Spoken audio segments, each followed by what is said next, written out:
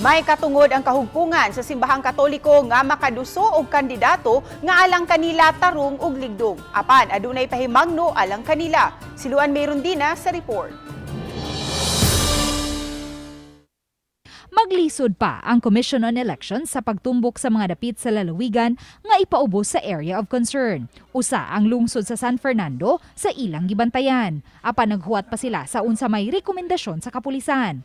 Usa unya kini sa ilang tukion atol sa tigom sa Provincial Joint Peace and Security Coordinating Council sa sunod buwan. Iyang gipahibaw nga ang lungsod sa San Fernando usa sa mga dapit nga ubos sa area of concern kaniadto. It was area of concern gyud no sa San Fernando. I do hope na dili na to mabalik. Gipasabot ni Monsignor Joseph Tan, Archdiocesan Media Liaison Officer, nga wala may nalapas sa lagda sa simbahan ang pagduso sa Samahang Laiko ng Pilipinas o Council of the Laity of the Philippines. Sa nahisakop sa ilang gitawag na itong competence.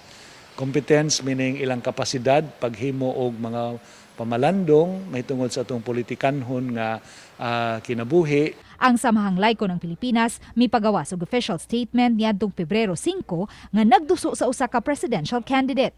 Matud ni Tan nga makahimo ni ini ang milangkob sa mga laiko nga nangalagad sa simbahan sa pagduso og kandidato nga alang kanila ligdong ug matarong. Apan gipasabot ni Tan nga dili kini ang ayang sabton nga mauna usab kini ang baruganan sa simbahang Katoliko.